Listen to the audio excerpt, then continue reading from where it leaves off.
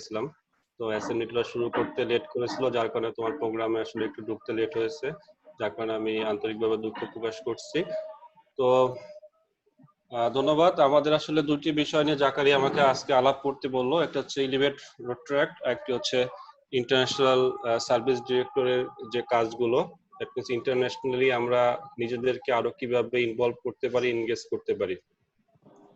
তো আসলে elevate road track, elevate এই রোড ট্র্যাক, এই শব্দটি রোড ট্র্যাক এখন একটি হট কেক। গত প্রায় 6 মাস ধরেই এটি খুব বেশি আলোচিত সমালোচিত হচ্ছে, কারণ আমরা অনেক বেশি এটা নিয়ে কথা বলি, অনেকের ভিতরে অনেক কনফিউশন থাকে, যেটি জাকারিয়া অলরেডি বলল যে কোন নিয়মটি কখন থেকে অ্যাপ্লিকেবল এবং আসলে এইগুলো কেন করা হলো। হঠাৎ করে গত 1968 সালকে আর একভাবে চলে আসছিলাম, অলমোস্ট 50 বছরের বেশি সময়। 50 বছরের পরে কেন হঠাৎ করে আসলে রোড ট্র্যাক্টের এই চেঞ্জ গুলো আনা দরকার হলো, বা এই চেঞ্জ গুলো আনার পরে রোড ট্র্যাক্টের ফিউচার কি, what is the future of the road track actually. তো এটা নিয়েও আমি হয়তো একটু কথা বলার চেষ্টা করব, যে এটা কেন আসলো, কোথা থেকে আসলো এবং কোন পারপাসে আসলে রোটারি চিন্তা ভাবনাগুলো তারা করেছে অ্যাকচুয়ালি। তো এলিভেট কথাটির মানে হয়তো অলরেডি আপনারা জানেন, it means actually raise or lift to a more important and higher position.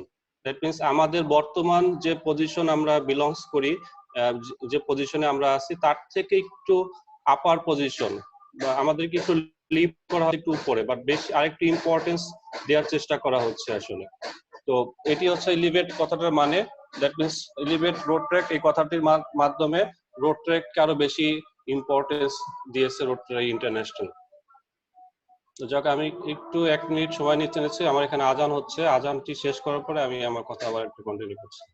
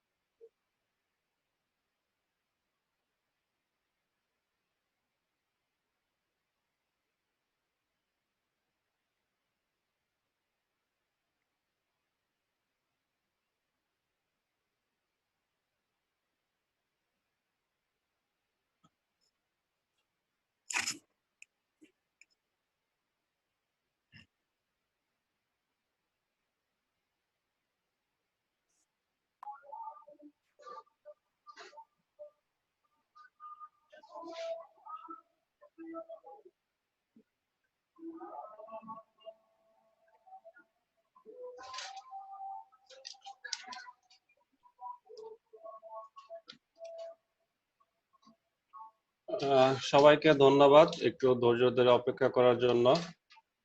তো আসলে যে কথা বলছিলাম আসলে, যে এটি হচ্ছে এলিভেট কথার মানে। তো আসলে এই ধারণাটি আসলে রোটারি ইন্টারন্যাশনালে কে নিয়ে আসলো, এটি অনেকের জানা দরকার, অথবা সেই মানুষটিকে সম্মান জানানো দরকার। আমরা তো নিয়মগুলো অলরেডি অনেকে জানি যে চেঞ্জ গুলো আসলো, বাট এই চেঞ্জ গুলোর আসলে প্রস্তাবনাটি রোটারি ইন্টারন্যাশনাল কে দিয়েছিল, বা কে বেশি সবচেয়ে ইনফ্লুয়েন্সিয়াল, সেটা জানা দরকার। তিনি হচ্ছেন immediate past Rotary International president Barry Rassin. খুব বয়স্ক একজন মানুষ, দেখতে অনেকটা দাদুর মতো দেখতে। হয়তো অনেকে ফেসবুকে তাকে দেখে থাকবেন। তিনি 2018-19 সালে রোটারি ইন্টারন্যাশনাল প্রেসিডেন্ট ছিলেন। He is the first to formally propose the expanding of definition of Rotary membership both including Rotary and Rotaract actually. আমরা Rotaract আসলে রোটারি ইন্টারন্যাশনাল মেম্বার ছিলাম না, এটা হয়তো অনেকে জানেন। আমরা ছিলাম রোটারি ইন্টারন্যাশনাল একটি রোটারি ইন্টারন্যাশনাল একটি প্রোগ্রাম। দ্যাট মিন্স হচ্ছে যে জাকেরিয়াকে অনুরোধ করব বাকিদেরকে একটু মিট করে দেওয়ার জন্য। আমরা যখন কোশ্চেন আনসার সেশন নিব তখন আবার আনমিট করে দিলে হবে। তো আমাদের আসলে আমরা রোটারেক্ট যারা করি, আসলে রোটারেক্ট ছিল রোটারি ইন্টারন্যাশনাল একটি প্রোগ্রাম। দ্যাট মিন্স যেমন আপনি অনেকে রায়লা করেন, রায়লা কিন্তু রোটারি ইন্টারন্যাশনাল একটি প্রোগ্রাম, ইন্টারেক্ট একটি প্রোগ্রাম, রোটারি ইয়ুথ এক্সচেঞ্জ একটি programme. That means Rotary International 10-12টি এরকম প্রোগ্রাম আছে যেগুলো আসলে তার ভিতরে একটি ছিল রোটারেক্ট। তো Barry resin is the first two propose the proposal actually যে রোটারেক্টদেরকে আমাদের ফুল মেম্বারশিপ দিতে হবে রোটারি ইন্টারন্যাশনাল ক্ষেত্রে, এবং দিলে আমরা কিছু রোটারি ইন্টারন্যাশনাল কিছু অ্যাডভান্টেজ বা কিছু এখান থেকে কিছু সুবিধা পাবে। তো এটি আসলে তিনি ফার্স্ট প্রপোজ করেন। আর রোটারি ইন্টারন্যাশনাল একটি কাউন্সিল অফ লেজিসলেশন আছে, আপনারা যেমন জানেন।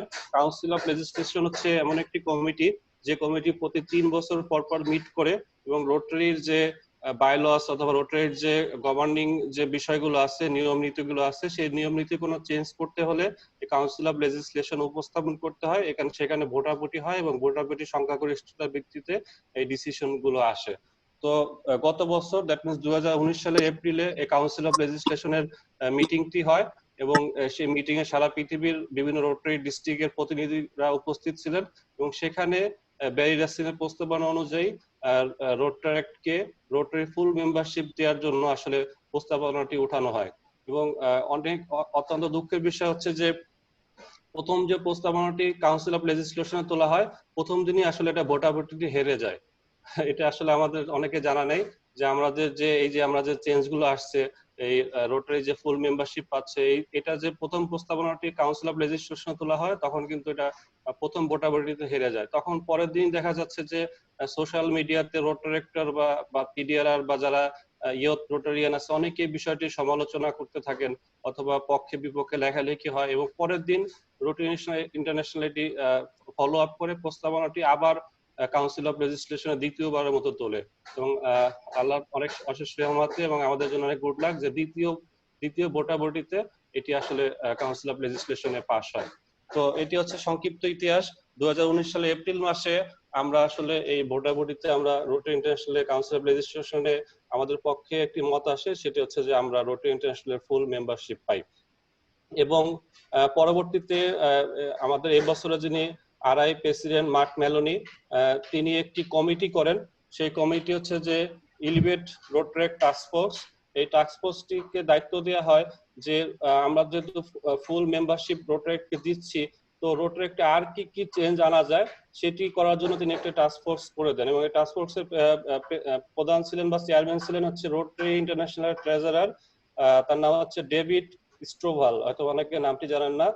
তিনি ছিলেন এই আমাদের এই টাস্ক ফোর্সের প্রধান এবং তার নেতৃত্বে একটি কমিটি হয়। সেই কমিটিতে both Rotaract and Rotarian both are included.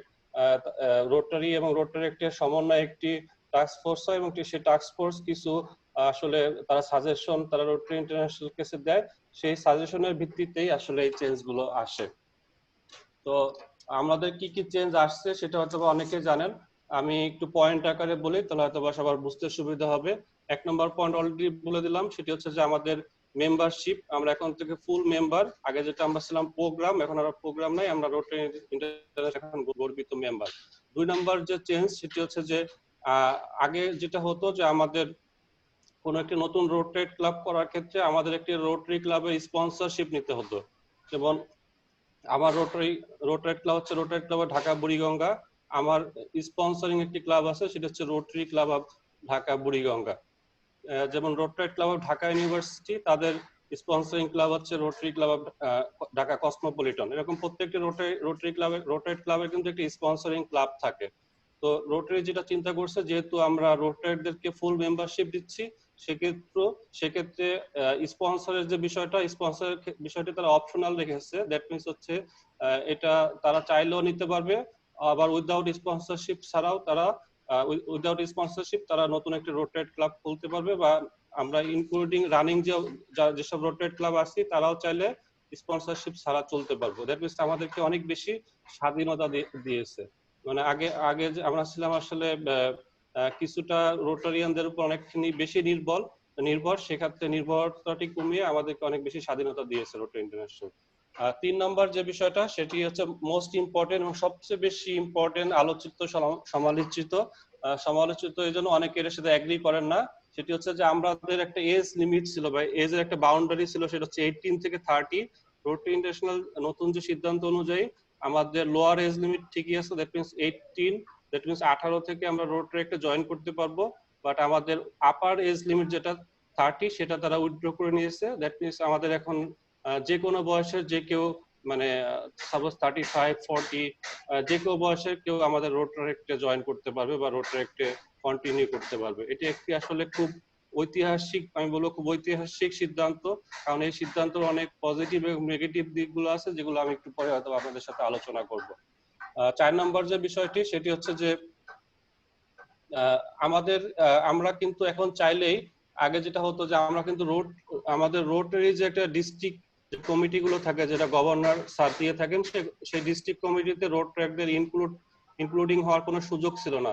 অথবা আরআইতে, রোটারি ইন্টারন্যাশনাল আরআই থেকে বিভিন্ন কমিটি করেন, সেই কমিটিতেও রোটারিদের থাকার কোনো সুযোগ ছিল না। বর্তমানে এগুলো আসার কারণে আমরা চাইলে রোটারিদেরকে চাইলে গভর্নর, ডিস্ট্রিক্ট গভর্নরও তাদের কমিটিতে রাখতে পারবেন, এবং আরআই প্রেসিডেন্ট যিনি আছেন, আরআই প্রেসিডেন্ট চাইলেও আরআই এর বিভিন্ন কমিটিতে রোটারিদেরকে রাখতে পারবে।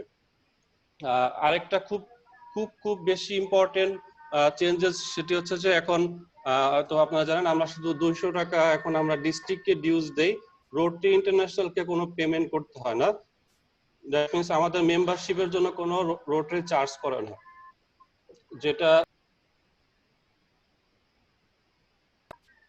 যেটা হচ্ছে যে রোটারিয়ানদের করে। আপনারা হয়তো জানেন রোটারিয়ানদের বর্তমানে হচ্ছে যে অনেকে জানেন, সেটা হচ্ছে যে তাদেরকে বছরে 2 বার চার্জ করা হয়, জানুয়ারি মাসে একবার এবং জুলাই মাসে একবার। সেটি হচ্ছে 34.50, দ্যাট মিনস $34.5 করে। দ্যাট মিনস বছরে তাদের $67 পেমেন্ট করতে হয় তাদের মেম্বারশিপের জন্য রোটারি ইন্টারন্যাশনালকে। কিন্তু রোটারিদের কিন্তু কোনো পেমেন্ট করতে হয় না বর্তমানে, কিন্তু 2022 সালের জুলাই থেকে আমাদের এই পেমেন্টটি করতে হবে। তখন আমাদেরকে এটি হচ্ছে 2টি ক্যাটাগরিতে ভাগ করা হয়েছে, যেটি হচ্ছে ইউনিভার্সিটি বেস ক্লাব আর হচ্ছে community base club. University base ক্লাবের ক্ষেত্রে হচ্ছে $5 করে, আর কমিউনিটি বেস ক্লাবের ক্ষেত্রে হচ্ছে $8 করে। এই পেমেন্টটি আমাদেরকে করতে হবে। এই পেমেন্টটি কিভাবে আসলো, কোথা থেকে আসলো, একটু পরে আপনাদের সেই বিস্তারিত ইতিহাসটি আপনাদেরকে বলবো। আর 6 নম্বর যে বিষয়টি সেটা হচ্ছে যে আমরা এত কিছু আমাদেরকে রোটারি চার্জ করবে, এর বিনিময়ে আমরা আসলে কি পাবো? এর বিনিময়ে আসলে রোটারি আমাদেরকে অনেক বেশি সার্ভিস দিবে। যেমন এখন আরআইতে আমাদের অ্যাক্সেস অনেক কম, মাই রোটারিতে আমাদের অ্যাক্সেস অনেক কম, অনেক কিছু যে লার্নিং সেন্টার গুলো আছে, অনেক লার্নিং টুলস আছে, টোস্টমাস্টারের বিভিন্ন তাদের ট্রেনিং কোর্স আছে, এই কোর্স গুলোতে কিন্তু আমরা অনেকে এখন অ্যাটেন্ড করতে পারি না বা অ্যাক্সেসটি পাই না। ইন ফিউচারে রোটারি আমাদেরকে এই অ্যাক্সেসটি দিবে এবং অনেক বেশি প্রায়োরিটি দিবে, অনেক বেশি অ্যাক্সেস দিবে আরআইতে কাজ করার জন্য। তো এখন আপনাদেরকে আমি বলতে চাই যে আসলে এই ইলিভেট রোটারি টাস্ক ফোর্সটি তারা আসলে কিভাবে কাজ করেছিল। আপনারা হয়তোবা অনেকে জানেন না, এটি কিন্তু তারা একটি সার্ভে করেছিল এবং এই সার্ভেটি আসলে 2019 সালে হয়। সেই সার্ভেতে 9312টি response, that means survey report তারা কালেক্ট করেছিল সারা ওয়ার্ল্ড থেকে। সেটি আসলে তারা সারা পৃথিবীকে 9টি ক্যাটাগরিতে বা এরিয়াতে ভাগ করে। ফার্স্ট অফ অল হচ্ছে Africa and Middle East, then হচ্ছে Australia, New Zealand and Pacific Island, then হচ্ছে Canada, Caribbean Island and USA, তারপর central and south east Asia, Europe, Japan, Korea, Latin America and South Asia. South এশিয়ার ভিতরে আমরা পড়েছি, that means Bangladesh, India, Pakistan, Nepal. তো সবচেয়ে বেশি তারা রেসপন্স কালেক্ট করেছিল ল্যাটিন আমেরিকা থেকে 2356টি, আর সাউথ এশিয়া থেকে 1696 জন তারা এই সার্ভেতে আসলে অংশগ্রহণ করে। টোটাল প্রায় 9312টি সার্ভে হয়। সেই সার্ভেতে আসলে তারা রোটারিদের কাছে শুনতে চায় যে আমরা যে চেঞ্জ গুলো করছি তোমরা কি ভাবছো বা তোমাদের আসলে অপিনিয়ন কি। ডিউজের বিষয়ে সবচেয়ে বেশি ডিউজের প্রস্তাব করেছিল হচ্ছে কানাডা, ইউএসএ এবং ক্যারিবিয়ান আইসল্যান্ডের রোটারেক্টররা। তারা 11.40, দ্যাট মিনস প্রায় $11.5 করে তারা প্রস্তাবনা করেছিল, এবং সর্বনিম্ন প্রস্তাবনাটাই আমরাই করেছিলাম, দ্যাট মিনস সাউথ এশিয়া রোটারেক্টররা। তারা যেটা করেছিল সেটা অন অ্যান এভারেজ $6.2। তো রোটারি ইন্টারন্যাশনাল যেটা করে, এটা হচ্ছে একটি গণতান্ত্রিক সংগঠন। তারা সারা ওয়ার্ল্ডে যত রোটারেক্টর আছে তাদের সবার মতামতকে তারা একটা অ্যাভারেজ করে। সেই অ্যাভারেজ অনুযায়ী কমিউনিটি বেসের ক্ষেত্রে সেটা আসে হচ্ছে $8.43, আর ইউনিভার্সিটি বেস ক্লাবগুলোর ক্ষেত্রে হচ্ছে $6.37। তো এটাকে তারা মার্জিন করে $8 এবং $5 আনে। ইট মিনস রোটারি ইন্টারন্যাশনাল কিন্তু হুট করে চাপিয়ে দেয় না যে তোমাকে $8 দিতে হবে, তোমাকে $5 দিতে হবে। এটা কিন্তু আসলে আমাদের রোটারিদের সাথেই আলোচনা করে একটা সার্ভে রিপোর্টের মাধ্যমে কিন্তু তারা এটা ফাইনালাইজ করে। এবং এটা আসলে 2019 সালের অক্টোবরে যে আরআই বোর্ড মিটিং হয়, সরি এটা জানুয়ারি 2020-এর আরআই বোর্ড মিটিং এ পাস হয়। সো এই পাস হওয়ার পরেই কিন্তু এটা আসলে আমাদের একটি বাইলসের ভিতরে এটা অলরেডি রোটারেক্টর যে স্ট্যান্ডার্ড কনস্টিটিউশন আছে সেখানে কিন্তু এটা আসলে অলরেডি ইনক্লুডেড হয়ে আছে, যেটা আমাদের 2022 সালের জুলাই থেকে আমাদের পেমেন্টটি করতে হবে। তো আমার কথা হচ্ছে যে আসলে রোটারি আসলে এই চেঞ্জেস গুলো তারা কেন আনলো বা কেন করতে চাইলো, হঠাৎ করে কেন এই প্রয়োজনীয়তা অনুভব হলো, এটা আসলে আমাদের একটু জানতে হবে বা বুঝতে হবে। দুটি বিষয় খুব বেশি ইম্পর্টেন্ট। একটা হচ্ছে যে বয়সের বিষয়টা, age limit, that means upper age লিমিটটি কেন উইথড্র করা হলো। আরেকটা হচ্ছে যে আমাদেরকে কেন একটা ডিউস অ্যাপ্লিকেবল করা হলো। এই দুটো বিষয় যদি আমরা হিস্ট্রিটা জানি বা বুঝতে চেষ্টা করি, তাহলে হয়তো আমরা অনেক বেশি ভালো রোটারেক্টিং করতে পারবো, বা জেনে থাকলে আমাদের জিনিসগুলো অন্যকে জানাতে সুবিধা হবে। একটা মিনিট।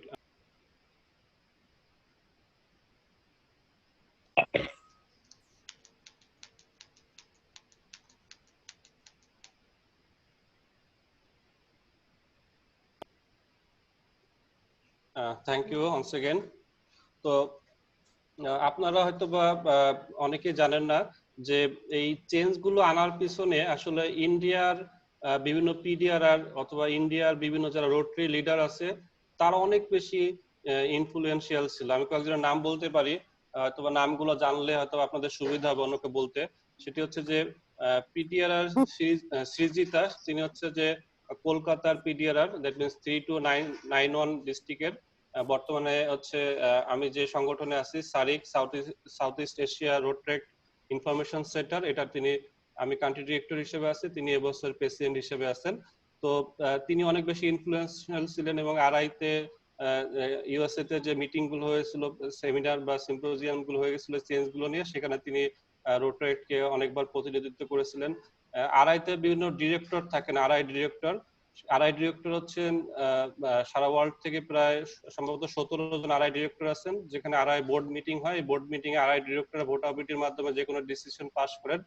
সেখানে ইন্ডিয়ার প্রায় 3 জন আরআই ডিরেক্টর ছিলেন, RI director Kamal Sanghvi, RI director Bharat Pandya, এবং পাস্ট আরআই ডিরেক্টর সি বাসকাত, যাদের কথা আমি সরাসরি শোনার সৌভাগ্য হয়েছিল।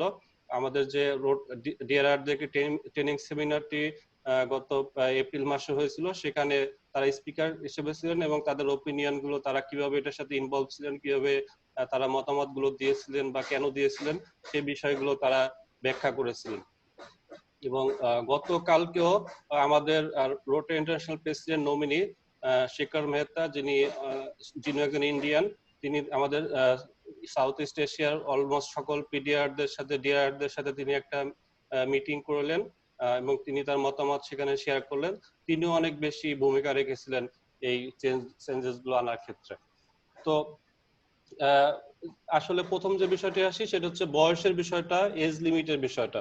এটি সবচেয়ে সুন্দরভাবে ব্যাখ্যা করেছেন আসলে এবছরের যিনি আমাদের রোটারি ইন্টারন্যাশনাল সেক্রেটারি জেনারেল এবং সিইও, তিনি খুব সুন্দরভাবে ব্যাখ্যা করেছেন, জন হেইকো।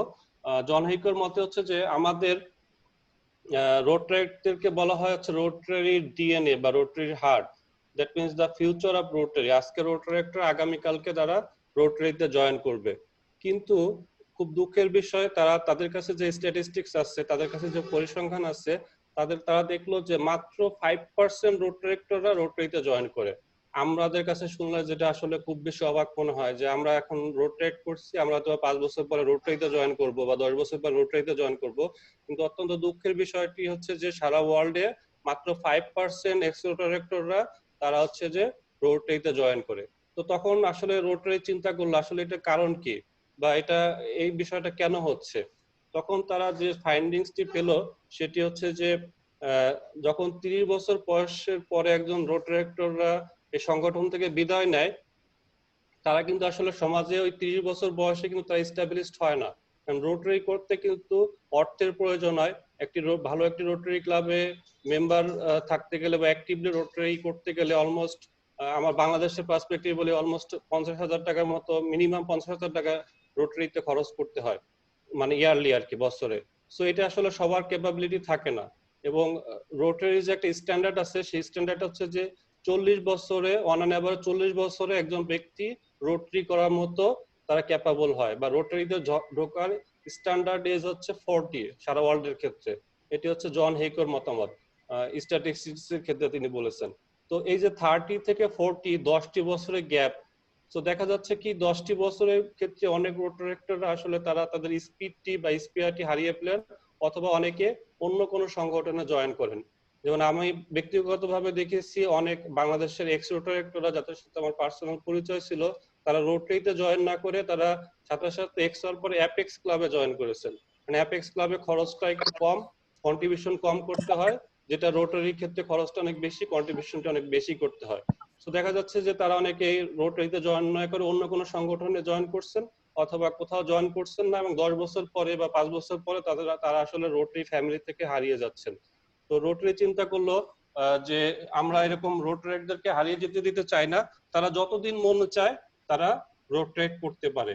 এই জন্য আসলে তারা এই রোটারি বয়সের ক্ষেত্রে আপার এজ লিমিটটি তুলে দিয়েছে। আরেকটা বিষয় হচ্ছে ইয়ত্তের সংজ্ঞা আসলে বেশ স্থান কাল পাত্র ভেদে সংস্কৃতি ভেদে ভিন্ন। যেমন আমেরিকাতে তাদের ইয়তদের যে সংজ্ঞা বাংলাদেশের ক্ষেত্রে কিন্তু বা এশিয়ার ক্ষেত্রে কিন্তু সেম হবে না। তারা অনেক আগে বেশি অনেক আর্লিতে তারা এস্টাবলিশড হয় সমাজে, আমাদের কিন্তু সমাজে প্রতিষ্ঠিত হতে সময় বেশি লাগে। আফ্রিকার ক্ষেত্রে বা ল্যাটিন আমেরিকার ক্ষেত্রে হয়তো পরিস্থিতি আরেক রকম। তো এক এক দেশের কালচার এক এক রকম, তাদের শিক্ষা ব্যবস্থা একরকম, তাদের সমাজে বেকারত্বের হার একরকম, তারা তাদের ফিনান্সিয়াল ক্যাপাবিলিটি বা অবস্থা এক এক রকম, যার কারণে তাদের কিন্তু সমাজে প্রতিষ্ঠিত হওয়ার বয়সও কিন্তু ভিন্ন ভিন্ন। সেই জন্য রোটারি ইন্টারন্যাশনাল চিন্তা করেছে যে আমরা ইয়ুথদের কোনো বয়স নির্ধারণ করে দিব না, তার থেকে রেদার দেন তারা নিজেরাই বয়সটি নির্ধারণ করুক। দ্যাট মিনস আমাদের আপার এজ লিমিটটি হিডেন রাখা হয়েছে, এখন এটি সম্পূর্ণভাবে ক্লাবের উপরে ছেড়ে দেওয়া হয়েছে। দ্যাট মিনস আপনার ক্লাব ডিসিশন নেবে যে আপনার ক্লাবের কারা রোটেট করবে। Minimum age 18, upper age limit আপনি চাইলে এটা 30 রেখে দিতে পারেন, চাইলে আপনি 32 করতে পারেন, 35 করতে পারেন, 40 করতে পারেন, 50 করতে পারেন, এটা আপনার ইচ্ছা। এখানে রোটারি ইন্টারন্যাশনাল কোনো হস্তক্ষেপ করবে না, বা ডিস্ট্রিক্টে কোনো হস্তক্ষেপ করবে না। ক্লাবের নিজস্ব চিন্তা, নিজস্ব সিদ্ধান্ত। সেক্ষেত্রে আমার কাছে যেটা মনে হয়, আপনারা আপনার ক্লাবে ডিসিশন নেওয়ার ক্ষেত্রে আপনারা একটা জিনিস করতে পারেন, সেটা হচ্ছে আপনার ক্লাবে যদি 20 জন মেম্বার থাকে, সেই 20 জন মেম্বারের একটি এভারেজ এজ বের করতে পারেন। Suppose rotary Club of green Uttara, তারা একটি youth club, maximum intermediate pass করেছে বা এই অবস্থায় আছেন, তাদের এজ অলমোস্ট 18 থেকে 20। তারা যে ডিসিশন নিবে, রোটারি ক্লাব ঢাকা বুড়িগঙ্গা আমার ক্লাব হয়তো সেম ডিসিশন নিবে না, কারণ আমার ক্লাবের এভারেজ এজ লিমিট অন্যরকম। সো এটা প্রত্যেকটা ক্লাবের নিজস্ব সিদ্ধান্ত, তারা তাদের এভারেজ এজ লিমিটটি বের করে তার সাথে হয়তো বা 5 বছর 10 বছর তারা অ্যাড করে তাদের ক্লাবের হাইয়েস্ট এজ লিমিটটি নির্ধারণ করতে পারে। এটা হচ্ছে আমার ব্যক্তিগত মতামত। বাট রোটারি ইন্টারন্যাশনাল সিদ্ধান্তটি আপনাকে বলে দিলাম, সেটি হচ্ছে যে আপার এজ লিমিটের ক্ষেত্রে তাদের কোনো নির্দেশনা নাই। সেটি আপনি চাইলে 32, 35, 34, 36 যে কোনো একটি বয়স আপনার ক্লাবের সিদ্ধান্ত নিয়ে বোর্ড মিটিং এ পাস করে এটা আপনারা বাইলসে ইনক্লুড করে দিতে পারবেন। দ্বিতীয় যে বিষয়টি ছিল সেটি হচ্ছে যে ডিউস এর বিষয়টি কেন আসলো, আরআই কেন আমাদেরকে এই পেমেন্টটি করতে বলছে, যে তাদের ইয়ারলি কমিউনিটি বেস ক্লাব হচ্ছে $8 এবং ইউনিভার্সিটি বা ইনস্টিটিউট বেস ক্লাব হচ্ছে $5 করে পেমেন্ট করতে হবে। এটা আরেকটি কারণ হচ্ছে যে আমাদের যে আরআই মাই রোটারি ওয়েবসাইট আছে, এই মাই রোটারি ওয়েবসাইটে কিন্তু রোটারিদের প্রপার ইনফরমেশনটি আপডেট করা নাই। আমি কিছুদিন আগে একটি স্ট্যাটাস দিয়েছিলাম, হয়তো অনেকেই দেখেছেন কিনা, যে আমাদের রোটারি ডিস্ট্রিক্ট 3 হচ্ছে পৃথিবীর সর্ববৃহৎ ডিস্ট্রিক্ট। আমাদের অলমোস্ট 233টি ক্লাব আছে, যেটা পৃথিবীর অন্য কোনো রোটারি ডিস্ট্রিক্টে নাই। কিন্তু আমাদের আড়াইতে রিপোর্টেড মেম্বার হচ্ছে মাত্র 2300 সামথিং। কিন্তু আমাদের অরিজিনাল যদি আপনি ডিরেক্টরিতে দেখেন, ডিরেক্টরিতে কিন্তু মেম্বারের সংখ্যা অনেক বেশি, প্রায় অলমোস্ট 5000, মানে 5000 মেম্বারের মতো। দ্যাট মিনস আমাদের 50% রোটারি মেম্বার কিন্তু মাই রোটারিতে তাদের রিপোর্টিংটি করেনি। দ্যাট মিনস তারা ক্লাব থেকে ইনফরমেশনটি আপডেট করা হয়নি। সো রোটারি ইন্টারন্যাশনাল তারা যখন রোটারিদের নিয়ে যখন ডিসিশনে আসে বা কোনো সিদ্ধান্ত বসে, বোর্ড মিটিং এ রোটারি অ্যাক্টের বিষয়টি উপস্থাপন করা হয়, তখন তারা সঠিক সিদ্ধান্তটি নিতে পারে না। কারণ কি? কারণ আমাদের রোটারি অ্যাক্টরা সারা পৃথিবীতে যে সংখ্যাটি কত, নাম্বারটি কত, এটি কিন্তু রোটারি ইন্টারন্যাশনালের কাছে নাই। কারণ আমরা রোটারি অ্যাক্টররা ঠিক মতো আড়াইতে রিপোর্টিংটি করি না, বা আমাদের মেম্বারশিপ ইনফরমেশনটি আপডেটটি করি না, মাই রোটারিতে অ্যাকাউন্টটি খুলি না। তো যার কারণে রোটারি ইন্টারন্যাশনাল আমাদের কারো বেটার সার্ভিস প্রোভাইড করবে সেই সুযোগটি তারা প্রপার ভাবে গ্রহণ করতে পারে না। সো যখন আমাদের এই আরআই ডিউসটি আসবে, অ্যাপ্লিকেবল হবে 2022 থেকে, তখন সবারই কিন্তু মাই রোটারিতে অ্যাকাউন্ট বাধ্যতামূলক থাকতে হবে। কারণ মাই রোটারিতে অ্যাকাউন্ট না থাকলে আপনি রোটারি অ্যাক্টর না, কারণ আপনাকে কিন্তু মেম্বারশিপ ডিউসটি দিতে হচ্ছে। সো এই বিষয়টি যখন ম্যান্ডেটরি থাকবে, তখন অলমোস্ট 100% রোটারি অ্যাক্টররা কিন্তু তারা মাই রোটারিতে রিপোর্ট করতে হবে এবং তাদের একটা অ্যানুয়াল ফি দিতে হবে। তো অ্যানুয়াল ফি দিলে রোটারি বিনিময়ে আপনাকে কি দেবে?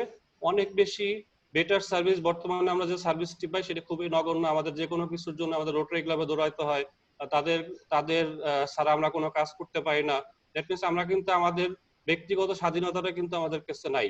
আপনি একটা মাই রোটারির একটা অ্যাকাউন্ট করবেন, তার পিছনে রোটারিয়ানদের পিছনে সপ্তাহ পর সপ্তাহ দৌড়াতে হয়। আপনি একটা প্রজেক্ট করবেন, একটা আপনার রোস্টারটি করবেন, সেটাও আপনার রোটারিয়ানদের কাছে দৌড়াতে হয় অ্যাপ্রুভালের জন্য। দ্যাট মিনস আমাদের কিন্তু ব্যক্তিগত স্বাধীনতাটি অত বেশি ওপেন নয়। সো রোটারি আমাদেরকে আরো বেশি স্বাধীনতা দিতে চায়, আরো বেশি অপরচুনিটিস দিতে চায়, আরো বেশি ফ্যাসিলিটিস দিতে চায়। তো যে কোনো কিছু আসলে ফ্রি না, রোটারি তো ফ্রি অবশ্যই না, কারণ রোটারি হচ্ছে একটা ভলান্টিয়ার অর্গানাইজেশন। আমরা আমাদের নিজেদের টাকায় সংগঠনটি চলাই, এবং সারা পৃথিবীতে যে রোটারি সবচেয়ে বেশি ট্রান্সপারেন্ট প্রতিষ্ঠান। এটির কারণ হচ্ছে প্রতি বছর যত পৃথিবীর ভলান্টিয়ার অর্গানাইজেশন আছে, জাতিসংঘের অনেক অঙ্গ সংগঠন আছে, ইউএসএআইডি অথবা ইউনিসেফ বা অনেক অনেক সংগঠন আছে, যেখানে কিন্তু অনেক ব্যক্তি পর্যায়ে অনেকে অনেক ডোনেশন দিয়ে থাকেন। যেমন বিল গেটস, অনেক বড় বিল গেটসকে একবার জিজ্ঞেস করা হয়েছিল যে আপনি এত এত সংগঠন থাকে, আপনি রোটারিতে কেন আপনি অনুদান দিয়ে থাকেন? আপনারা অনেকে জানেন হয়তোবা, মেলিন্ডা এন্ড গেটস যে ফাউন্ডেশনটি আছে, তারা একটি তাদের বড় পরিমাণ অর্থ কিন্তু রোটারি ইন্টারন্যাশনালকে ডোনেশন দিয়ে থাকে। তখন বিল গেটস বলল যে আসলে রোটারি কোনো অ্যাডমিনিস্ট্রেশন কস্ট নেই। যেমন আপনি একটা আমাদের ক্লাব থেকে বা রোটারি ক্লাব থেকে যদি কোনো একটা প্রজেক্ট করতে হয়, ওই প্রজেক্টের জন্য যদি 1 লাখ টাকা খরচ হয়, ওই 1 লাখ টাকায় কিন্তু প্রজেক্টের পিছনে খরচ হবে। আমরা যদি কোনো মিটিং করি অথবা কোথাও যাতায়াত করি, এই যে খরচগুলো, এগুলো কিন্তু আমরা নিজের পকেট থেকে দেই। দ্যাট মিনস আরআই থেকে, রোটারি ফাউন্ডেশন থেকে যে টাকাটি আসে, সেটি 100%ই গরিব দুঃখী অসহায় মানুষের পিছনে খরচ করা হয়। এখানে কোনো অ্যাডমিনিস্ট্রেশন কস্ট অথবা আমরা যেটা বলে চা পানির যে খরচ, আমরা যেটা বাংলা ভাষায় বলি, অথবা যাতায়াত ট্রাভেল কস্ট, এগুলো কিন্তু ওই প্রজেক্ট থেকে খরচ করা হয় না। এটা রোটারি আমরা ব্যক্তিগতভাবে দিয়ে থাকে বা রোটারি ব্যক্তিগতভাবে খরচ করে থাকে। সো এই বিষয়গুলো হচ্ছে রোটারি সবচেয়ে ট্রান্সপারেন্ট প্রতিষ্ঠান, এবং আমরা যে এখানে অর্থটি দিব, ডিউসটি দিব, এটা কিন্তু সমাজের কল্যাণে ব্যয় হবে এবং ঘুরে ফিরে আসলে আমাদেরই উপকার হবে। এটি হচ্ছে যে ডিউসের বিষয়টি, যেটা আরআই প্রেসিডেন্ট এবং RI president elect, RI president nominee, তারা এটা ব্যাখ্যা এভাবে দিয়েছেন। এবং তারা বলেছেন আসলে অ্যামাউন্টটি খুব বেশি না, মানে $8 হলে কত হয় আপনি হিসাব করলে হচ্ছে 700 টাকার মতো। তা আমরা আসলে বছরে 700 টাকা দিতে পারবো না, এটা আসলে খুব চিন্তা করলে আসলে খুব ছোট একটি অ্যামাউন্ট। কারণ আমরা অনেক সময় রেস্টুরেন্টেই একদিনে বন্ধুদের সাথে 700 টাকার বেশি খরচ করে থাকি। একটা রেস্টুরেন্টে খেতে বসলেও আপনার 500-1000 টাকা খরচ হয়ে যায়। তো সারা বছরে আসলে আপনি 700 টাকা দেওয়া খুব বেশি কঠিন কিছু না, যদি আমাদের ইচ্ছা থাকে, ইচ্ছাটা কি আসল। কারণ হচ্ছে যে রোটারি আপনাকে যে অপরচুনিটিস গুলো দিবে, যে ফ্যাসিলিটিস দিবে, পৃথিবীর অন্য কোনো সংগঠন আপনাকে সেটা দিতে পারবে না। সো এটা যদি ফ্রি হয়, আসলে ফ্রি কোনো কিছুই আমরা আসলে ভ্যালু ওইভাবে দেই না, মর্যাদাটা ওইভাবে দেই না। যখন এটার জন্য আমরা একটু হলো পেমেন্ট করব, তখন এটা ভ্যালুটি আমরা প্রপারলি বুঝতে পারবো বা এটাকে আমরা ওইভাবে আমলে নিতে পারবো। তো এটি হচ্ছে আসলে রিসেন্ট চেঞ্জ গুলোর বিষয়। আর আমাকে জাকারিয়া যেটি বললো সেটি হচ্ছে ইন্টারন্যাশনাল যে অপরচুনিটিস গুলো আছে রোটারি বা ইন্টারন্যাশনাল সার্ভিসের বিষয়গুলো, সেগুলো একটু সংক্ষেপে আলোচনা করার জন্য। বাট সেটি যাওয়ার আগে আমি কিছু কোশ্চেন নিয়ে নেব, দু একটা কোশ্চেন। আমি আসলে খুব বেশি কথা বলে ফেলেছি, আপনাদের কাছ থেকে একটু শুনতে চাই আপনাদের মতামত, অথবা কোনো প্রশ্ন থাকলে যে বিষয়গুলো আলোচনা করলাম এখানে কোনো প্রশ্ন থাকলে সেটা শুনতে চাই, তারপরে আসলে আন্তর্জাতিক সেবায় যেতে চাই। Zakaria, over to you. ধন্যবাদ ভাইয়া। Director Mohsin, Chittagong downtown.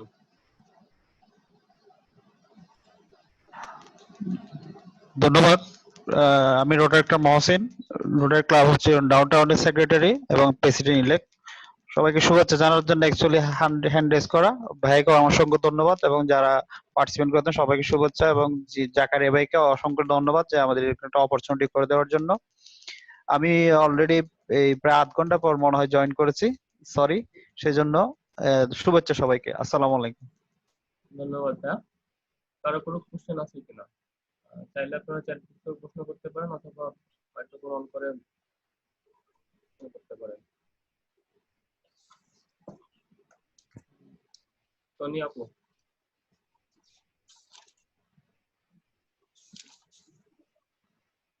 আসসালামু আলাইকুম ভাইয়া, আশা করি সবাই ভালো আছেন। ভাইয়া একটা কোশ্চেন ছিল, সেটা হচ্ছে আমি যখন আড়াইতে হচ্ছে মানে $8 করে দিব, তখন আমার ডিস্ট্রিক্ট ডিউস আবার কত আসবে?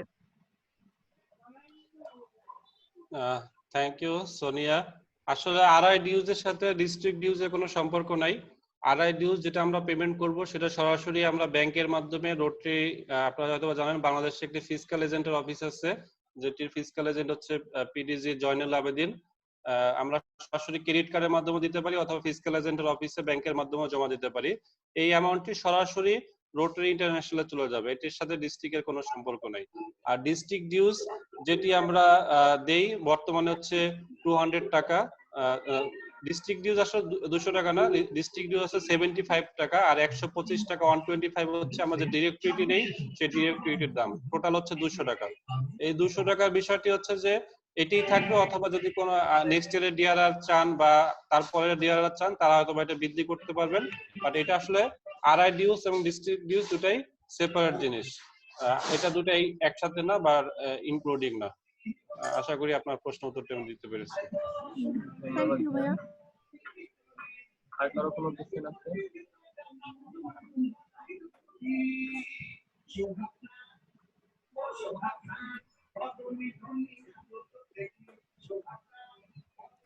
সম্ভবত আর কোনো কোশ্চেন নেই। আচ্ছা, আরেকটা বিষয় ইনক্লুড করি, আসলে আমি একজনের নাম মেনশন করতে চাই।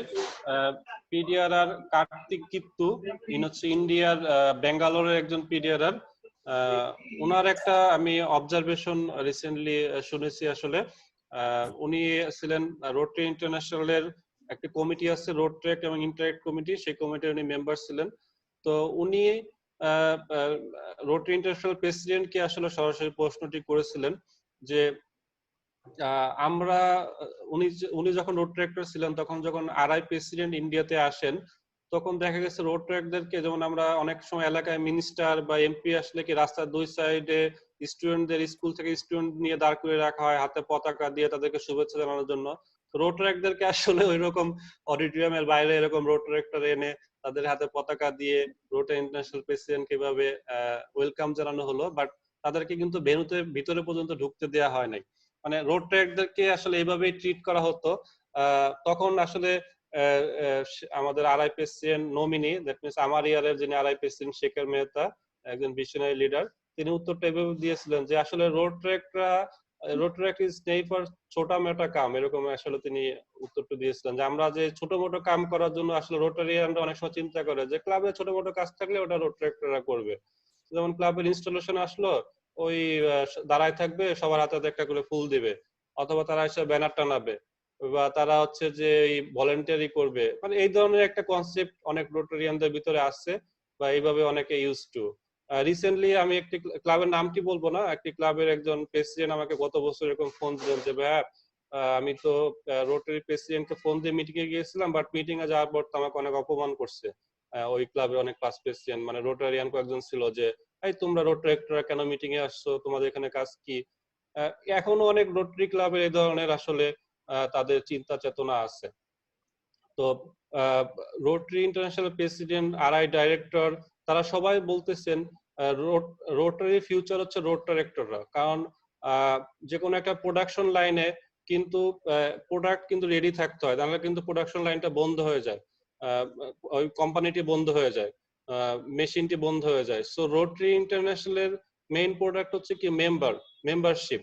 সো যদি মেম্বারশিপের ক্ষেত্রে সবচেয়ে ভালো ওয়ে কি, যারা রোটারি সম্পর্কে আগে থেকেই জানে, একজন নতুন মেম্বারকে, নতুন একজন ব্যক্তিকে যখন রোটারি সম্পর্কে বোঝাতে হবে, তাকে কিন্তু 6 মাস 1 বছর লাগবে রোটারি কি, এটার বেনিফিট কি, বা এটা আসলে কি কাজ করে। বাট একজন রোটারেক্টরকে কিন্তু আসলে বোঝাতে হবে না, সে কিন্তু অলরেডি জানে। তো একজন রোটারেক্টর যত সহজে রোটারিতে জয়েন করবে, একজন নন রোটারেক্টর কিন্তু অত সহজে রোটারিতে জয়েন করবে না। সো এই জন্য রোটারি ইন্টারন্যাশনাল রোটারিকে অনেক বেশি প্রায়োরিটি দিচ্ছে, অনেক বেশি ইম্পর্টেন্স দিচ্ছে, তাদেরকে এমন ভাবে গড়ে তোলা, তাদের হচ্ছে যে তাদের স্কিলস, তাদের নলেজ, তাদের প্রফেশনে যাতে তারা কাজে লাগাতে পারে এবং তারা সমাজে প্রতিষ্ঠিত হতে পারে এবং তারা ফিউচার একজন ভালো রোটারিয়ান হতে পারে। এটি আসলে রোটারি ইন্টারন্যাশনাল লক্ষ্য উদ্দেশ্য। ভাই আমাদেরকে যদি একটু হিসাবে আমার একটা কোশ্চেন ছিল। হ্যাঁ বলো রিফাত, বলো ভাই। হ্যাঁ, আমার একটা কোশ্চেন ছিল যে আমরা আড়াই মানে ডিউজ দিব একটা, তো এটা শুধু আমাদের কি শুধু আড়াই ওয়েবসাইটের ক্ষেত্রে সুবিধা পাবো নাকি এক্সটার্নাল কোনো সুবিধা আছে, আর কোনো বাইরে থেকে কোনো আলাদা সুবিধা? হ্যাঁ আসলে অনেক বেশি সুবিধা পাওয়া যাবে। অলরেডি তারা আড়াই কিন্তু অলরেডি কিছু ধাপে ধাপে, হয়তো এটা একবারে হবে না, ধাপে ধাপে তারা স্টেপ বাই স্টেপ দিচ্ছে। যেমন এখন আমি একটা বিষয় বলি, সেটা হচ্ছে যে অলরেডি ডিস্ট্রিক্ট গভর্নর ইলেক্টদের যে ট্রেনিং সেমিনার হয়, যেটা হচ্ছে আমেরিকার স্যান ডিয়েগোতে হয়, এই ডিস্ট্রিক্ট গভর্নর ইলেক্টদের ট্রেনিং সেমিনারে গত বছর কিন্তু একটা ডিসিশন আরআই প্রেসিডেন্ট বলে দিয়েছেন, সেটি হচ্ছে যে ডিস্ট্রিক্টের যে কমিটি থাকবে, দ্যাট মিন্স গভর্নর যে কমিটি দেন, সেই কমিটিতে কিন্তু গভর্নরকে এনকারেজ করা হয়েছে রোটারেক্টরকে দিয়ে সেই কমিটিতে রাখার জন্য। এবং রোটারি ইন্টারন্যাশনাল প্রেসিডেন্টকেও বলা হয়েছে যে রোটারি ইন্টারন্যাশনাল যে কমিটিগুলো করে, কিছু কিছু কমিটিতে রোটারেক্টরদেরকে ইনক্লুড করার জন্য, যেটা আসলে একজন রোটারেক্টরদের আগে কখনো সম্ভব ছিল না, এবং এটা যখন হবে তখন রোটারেক্টররা কিন্তু অনেক বেশি সম্মানিত বোধ করবে। এটি একটা বিষয়।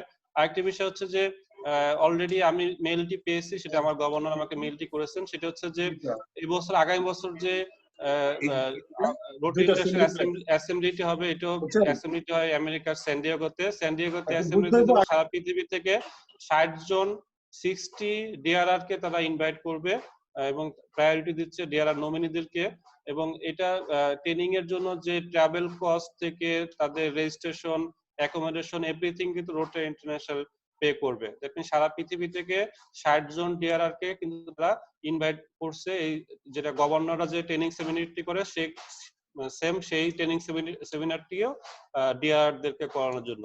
সো ইন ফিউচার হয়তোবা আরেকটি বিষয় সেটা হচ্ছে যে গ্লোবাল গ্রান্ট যে প্রজেক্টটি আছে, অথবা টিআরএফ থেকে যে আমরা গভর্নর বা রোটারি ক্লাব থেকে টিআরএফ থেকে যে প্রজেক্ট গুলো আসে বা ফান্ডটি আসে, সেটির ক্ষেত্রে আমরা প্রশ্ন করেছিলাম নেক্সট ইয়ারের যে আমাদের রোটারি ন্যাশনাল প্রেসিডেন্ট আছে হলগার নেককে, তিনি অলরেডি আশ্বাস দিয়েছেন যে এটি আসলে আরআই ফাউন্ডেশন থেকে, আরআই ফাউন্ডেশন একজন ট্রাস্টি থাকে, এই ট্রাস্টির সাথে তিনি কথা বলবেন যাতে এই বিষয়গুলো ভবিষ্যতে ইনক্লুড করা যায়। বাট এখন তিনি আমাদেরকে পরামর্শ দিয়েছেন যে গভর্নরের সাথে আমরা বা রোটারি ক্লাবের সাথে কথা বলে জয়েন্টলি আমরা এই ডিস্ট্রিক্ট গ্রান্ট বা গ্লোবাল গ্রান্টের অ্যামাউন্টটি বা প্রজেক্টে আমরা অংশগ্রহণ করতে পারি। সাজ্জাদ ভাইয়া। থ্যাংক ইউ জাকির ভাই। আমি একটা কোশ্চেন করতে চাচ্ছিলাম আমাদের সম্মানিত ডিআরআর নমিনির কাছ থেকে। আমি আমার শুরুতে আমার পরিচয়টুকু দিয়ে নিচ্ছি। আমি রোটারি মোহাম্মদ সাজ্জাদুল ইসলাম, প্রেসিডেন্ট রোটারি ক্লাব শ্রীরামগঞ্জ থেকে, রোটারি ইন্টারন্যাশনাল ডিস্ট্রিক্ট বাংলাদেশ। আমরা আমাদের ইতিমধ্যে রোটারি ইন্টারন্যাশনাল থেকে একটা মেল দিয়ে অবহিত করেছেন আগামী জুলাই 1 তারিখ থেকে আমরা রোটারি ক্লাব গুলোই স্পন্সর করতে পারতেছি রোটারি ক্লাব নতুন একটি রোটারি ক্লাব। সেক্ষেত্রে আমাদের কোন প্রসেসিং এর মাধ্যমে আমরা এই স্পন্সর করতে পারবো ক্লাব, এবং এই সাধারণত এখন যে স্পন্সর ক্লাবের মাধ্যমে আমরা এই রোটারি ক্লাব গুলো পেয়ে থাকি তার মধ্যে একজন আরসিসি হিসেবে থাকেন। সেক্ষেত্রে আমাদের রোটারি ক্লাব যে ক্লাবগুলো আমরা স্পন্সর করবো তাদের কোন পদ্ধতির মাধ্যমে আমরা এই নতুন একটি ক্লাব স্পন্সর করতে পারবো একটু বিস্তারিত জানতে চাই। থ্যাংক ইউ সাজ্জাদ, খুব 3 to 8 খুব পরিচিত একজন মুখ। প্রশ্নটি আসলে আপনি যথার্থই করেছেন যে কিভাবে আসলে এটা হবে। তো আমার কাছে যতটুকু নিউজ আছে সেটি হচ্ছে যে আগামী বছর থেকে সেটি হচ্ছে যে আমাদের উইথ স্পন্সর অথবা উইদাউট স্পন্সর দুটি অ্যাকসেপ্টেবল। দ্যাট মিনস এখন যদি কোনো একজন রোড রাইড ক্লাব করতে চায় তাকে যেটা করতে হয় যে কোনো একটা আগে স্পন্সরিং রোটারি ক্লাব ম্যানেজ করতে হয়, অথবা স্পন্সরিং রোটারি ক্লাব তারা খুঁজে যে নতুন একটা রোটারি ক্লাব খুলবে, সেক্ষেত্রে আড়াই থেকে একটা ফর্ম আছে, সেই ফর্মটিতে রোটারি ক্লাবের প্রেসিডেন্টের সাইন করতে হয় এবং $50 করে সেটি জমা দিতে হয় এবং সেটা গভর্নরের মাধ্যমে আড়াইতে পাঠানো হয়। তো এখানে দুইটা চেঞ্জের কথা আসবে। একটা হচ্ছে যে আগামী বছর থেকে ওই ফর্মটিতে রোটারি ক্লাবের প্রেসিডেন্টও সাইন করতে পারবে, রোটারি ক্লাবের প্রেসিডেন্টও সাইন করতে পারবে। দ্যাট মিনস যখন রোটারি ক্লাবের প্রেসিডেন্ট সাইন করবে দ্যাট মিনস ওই রোটারি ক্লাবটা স্পন্সর করছে। আমার club Dhaka Buriganga, rotary Club of Dhaka Buriganga, আমরা একটা রোটারি ক্লাব স্পন্সর করতে পারবো, একটা নতুন একটা রোটারি ক্লাবে খুলতে সহযোগিতা করতে পারবো। আগামী বছর থেকে কিন্তু আমার ক্লাব পারবে বা আপনার ক্লাবও চাইলে পারবে, কিন্তু সরাসরি আপনি ফর্মটি আড়াইতে পাঠাতে পারবেন না। এই ফর্মটি দ্যাট মিনস গভর্নরের মাধ্যমে পাঠাতে হবে, দ্যাট মিনস গভর্নরের সাইনও লাগবে, দ্যাট মিনস গভর্নরের সম্মতিও লাগবে। এটা হচ্ছে প্রথম বিষয়। আর 2 নম্বর যে বিষয়টা সেটা হচ্ছে যে আপনি যেটা বলছেন যে আমরা যে পিএসসিসি থাকে অথবা আরসিসি থাকে, এই বিষয়টা এখনো আসলে কোনো গাইডলাইন আসেনি, আসলে হয়তো আপনাদেরকে জানাতে পারবো। তবে আরেকটা বিষয় আমি উল্লেখ করতে চাই যে একটা নতুন রোটারি ক্লাব খুলতে কিন্তু বর্তমানে $50 করে লাগে, $50 লাগে, এটা আড়াইয়ের একটা চার্জ আছে। বাট 2022 সালের পর থেকে কোন নতুন রোটারি ক্লাব খুলতে আর এই $50 দিতে হবে না, তখন আর টাকাটা দিতে হবে না। কারণ হচ্ছে যে তখন কিন্তু আমাদের আড়াই ডিওসি দিতে হচ্ছে পার মেম্বার করে $8 অথবা $5 করে। দ্যাট মিনস আপনি যখন এখন নতুন একটি ক্লাব খুলবেন, আপনার যদি 15 জন মেম্বার থাকে 15 ইন্টু 8, দ্যাট মিনস হচ্ছে যে ডলারটি আসে সেটি পেমেন্ট করতে হবে। তখন কিন্তু আর ওই $50 যে নতুন রোটারি ক্লাব খুলতে একটা চার্জ দিতে হয় সেটি আর দেওয়া লাগবে না। আশা করি আপনার উত্তরটি আমি দিতে পেরেছি। ধন্যবাদ ভাইয়া। আর কারো কোনো কোশ্চেন আছে কিনা?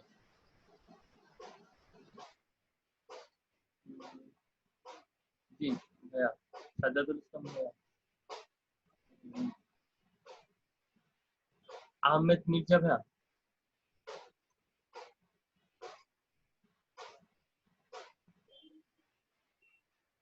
Director Ahmed Mirza, Aarong City. আহাদ মির্জা। ভাই কি শুনতে পাচ্ছেন আমাদেরকে? আহাদ মির্জা শোনা যাচ্ছে না।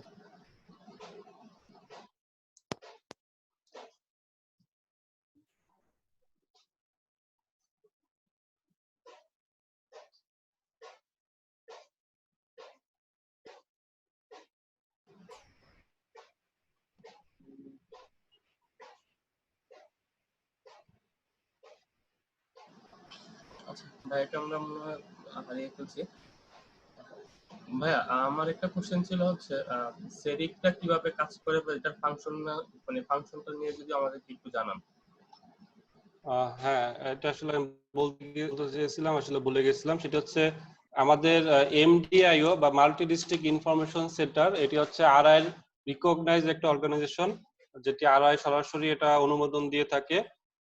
আমাদের এশিয়াতে এরকম 2টি এমডিআইও আছে, মাল্টি ডিস্ট্রিক্ট ইনফরমেশন সেন্টার। একটি হচ্ছে সেরিক এমডিআইও, দ্যাট মিনস আমি যেটাতে আছি, আর একটা আছে আরএসএমডিও, রোটারি সাউথ এশিয়া এমডিআইও। এরকম ফিলিপাইন্সে আছে, ইউএসএ তে আছে, ল্যাটিন আমেরিকাতে আছে, জাপানে আছে। সো অনেক জায়গায় এই এমডিআই গুলো আছে। তো এমডিআই গুলো কাজ কি? এমডিআই গুলো কাজ হচ্ছে যে এমডিআই তে যারা মেম্বার থাকবে যেমন RSMDI তো প্রায় অলমোস্ট 34টা ডিস্ট্রিক্ট আছে, ইনক্লুডিং আওয়ার ডিস্ট্রিক্ট, এবং 3281, 3282, ইন্ডিয়া, নেপাল, পাকিস্তান, এরকম শ্রীলঙ্কা, এই দেশগুলোর ডিস্ট্রিক্ট গুলো ইনক্লুডিং আছে।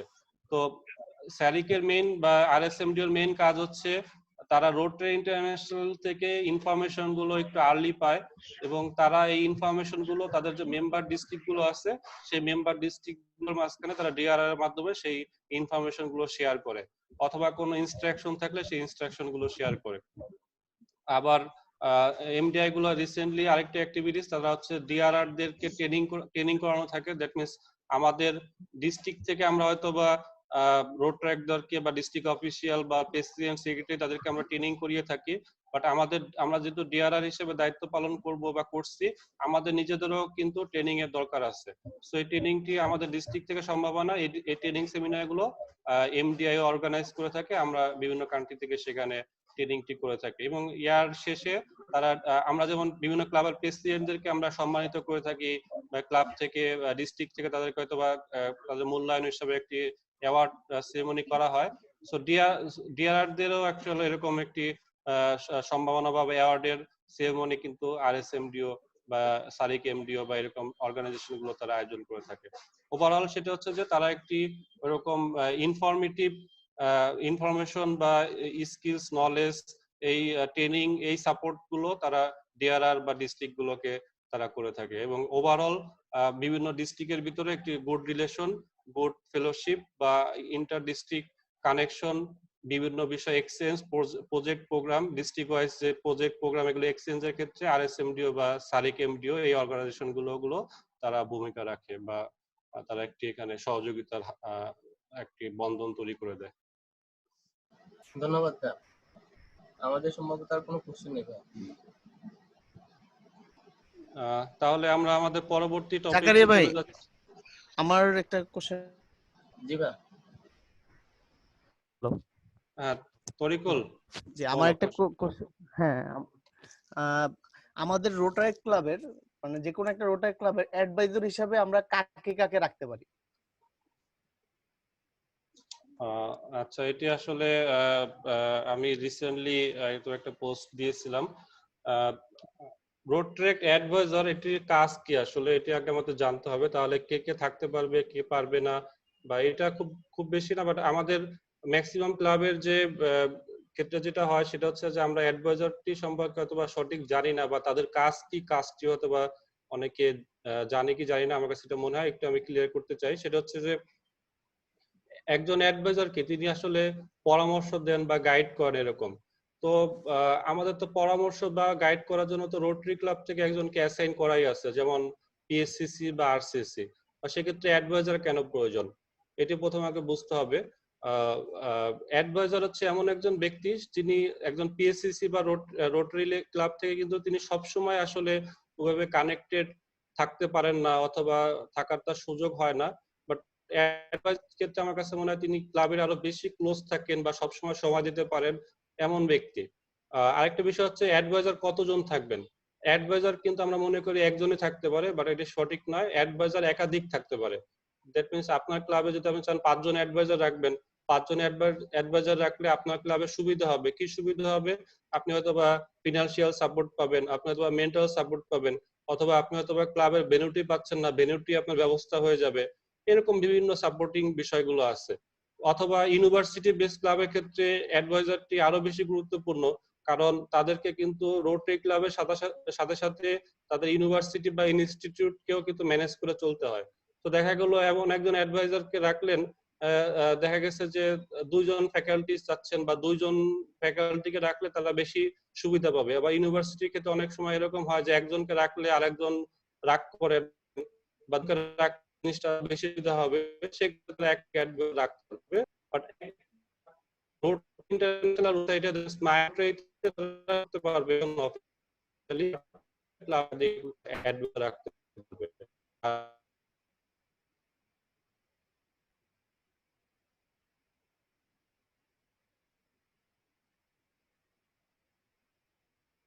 আর গাইডলাইন করা আছে।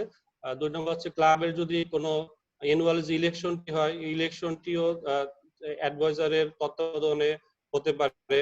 তারপর হচ্ছে যে ক্লাবের ফাইন্যান্সিয়াল বা অন্যান্য বিষয়গুলো, রোগের সাথে যোগাযোগের যে বিষয়গুলো, সেক্ষেত্রে কিন্তু অ্যাডভাইজার সাপোর্ট।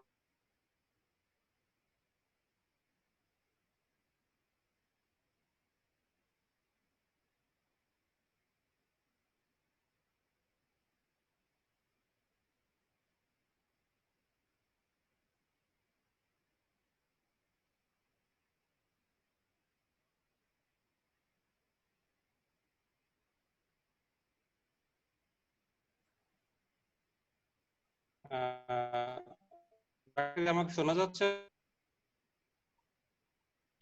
জি ভাইয়া। হ্যালো, আচ্ছা সরি, লাইনটি ডিসকানেক্ট হয়ে গেছিল।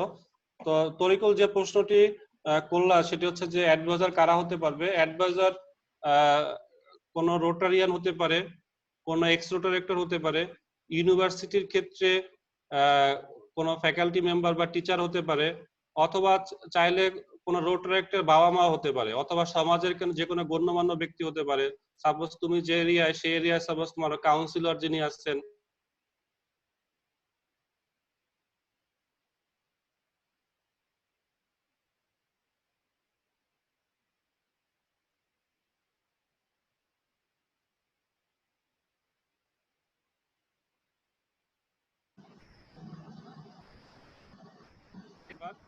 আমি চাইলে আমার রোটারি ক্লাব ঢাকা মুড়িগঙ্গার অ্যাডভাইজার হতে পারবো না, বাট আমি যদি rotary Club Dhaka commerce college চাই আমাকে অ্যাডভাইজার রাখতে, তাহলে তারা রাখতে পারবে। দ্যাট মিন্স অন্য ক্লাব রানিং রোটারেক্টররা অ্যাডভাইজার হতে পারবে, বাট নিজের ক্লাবে হতে পারবে না।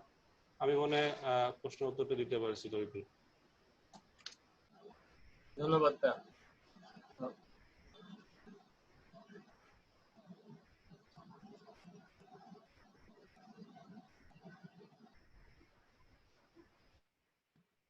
ভাই আমরা পরের টপিক চলে যাব। জাকারি ভাই, আমার মনে হয় একটু মিউট হয়েছিল, আমার আরেকটা প্রশ্ন ছিল এখানে। জি ভাই। হ্যাঁ, যে যেহেতু রোটারেক্ট ইভালুয়েট হয়ে গিয়েছে, তো সেই ক্ষেত্রে যদি কোনো রোটারেক্ট ক্লাব আলাদা হতে চায়, তো সেই ক্ষেত্রে কি পিএসসিসির কোনো প্রয়োজন আছে কিনা, ওইটা কিভাবে কি হবে? জাকারি, আমাকে কি শোনা যাচ্ছে? জি ভাইয়া। তরিকুল ভাই আপনার কোশ্চেনটা আরেকবার করুন ভাই, মনে হয়। যেহেতু রোটারেক্ট ইভালুয়েট হয়ে গিয়েছে, তো সেই ক্ষেত্রে মোস্তাফিজ ভাই কি আছে? না, নেই। ভাইয়া ডিসকানেক্ট হয়ে গেছে, একটু অপেক্ষা করি।